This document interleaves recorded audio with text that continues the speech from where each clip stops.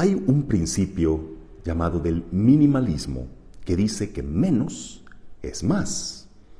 Este principio se empezó a utilizar en el arte, en la arquitectura, donde le apostaron a la sobriedad, a la amplitud de espacios, a poner solo lo esencial, pero aplicado a la vida, resulta que efectivamente cuando simplificamos, cuando reducimos todas aquellas cosas que nos fuimos agregando, creyendo que las necesitábamos, inventándonos solo falsas necesidades, lejos de aligerarnos la carga, fueron una carga pesada.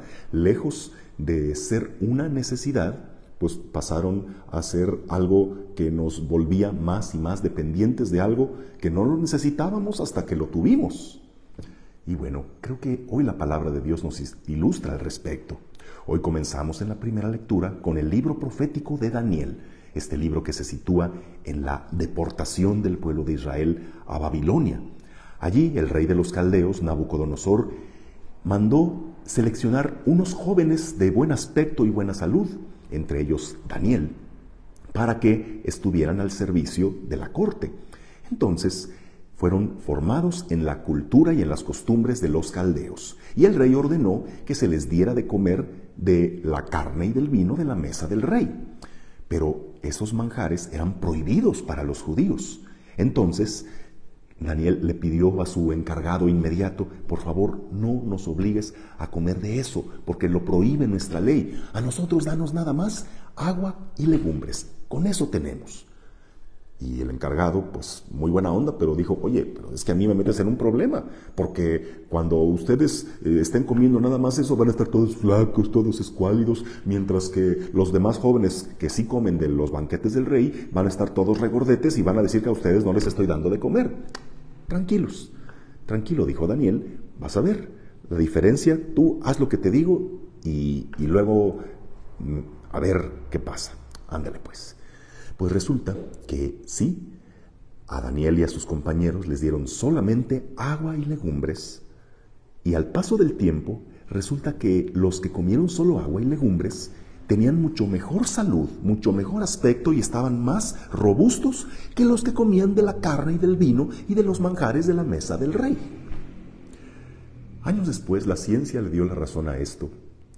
Y esta es una práctica que usan muchos en la cultura del fitness, le llaman el ayuno bíblico, el ayuno de Dios o el ayuno de Daniel, que su alimentación durante 21 días por lo menos conste solo de agua natural y de vegetales y semillas, nada más, nada de alimentos de origen animal, nada procesado. Y pues esto se nota en un mejoramiento notable de tu estado de salud.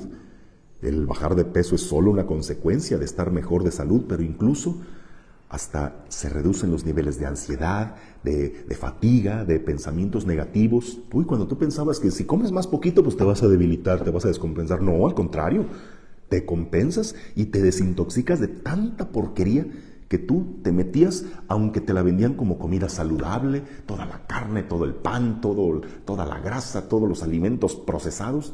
Cuando eliminas eso que creías necesario, resulta que tienes mucho más de lo que sí necesitas: salud, enfoque, concentración. Y pues, por supuesto, si lo haces bíblicamente, es decir, lo haces con mística, dándole su sentido espiritual, ofreces ese esfuerzo por amor a Dios, si con esto aumentas tu ritmo de oración, de meditación, pues claro que el resultado va a ser que, al igual que Daniel y sus compañeros, no solo aventajaron en salud y en buen aspecto a los demás, sino en sabiduría a todos los magos y adivinos de Babilonia.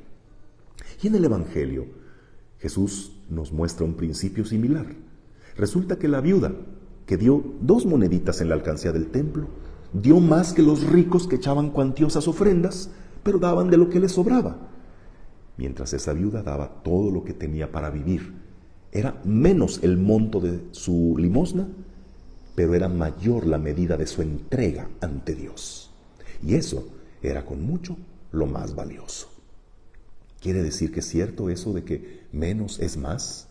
En muchos sentidos de la vida, de veras, nos complicamos porque no nos simplificamos.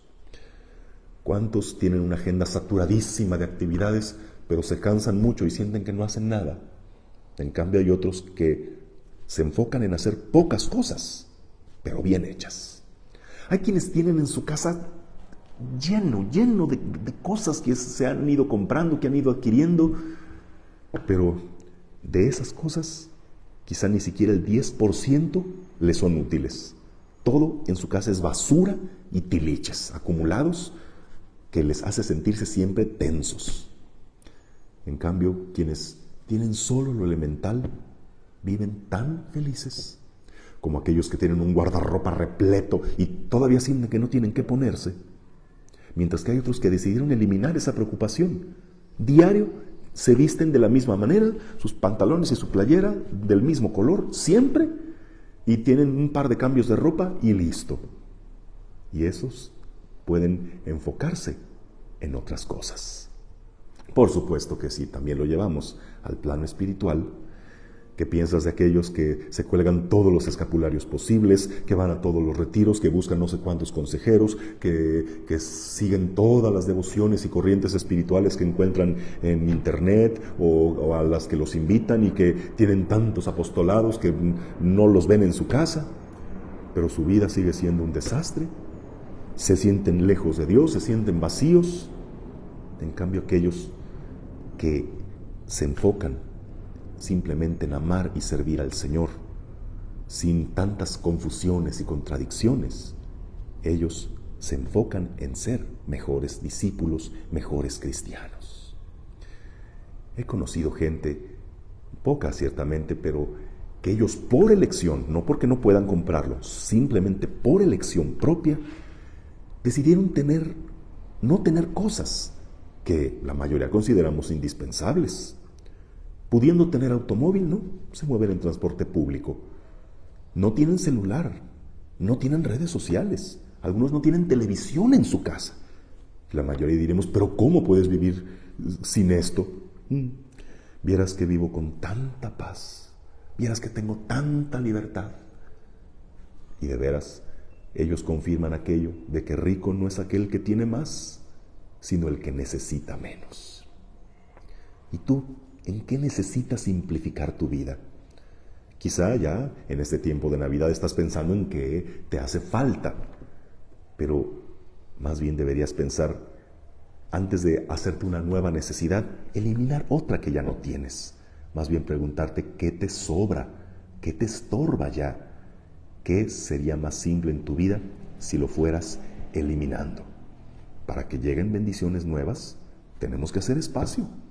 Entonces, simplifícate en todo sentido, recordando que menos es más.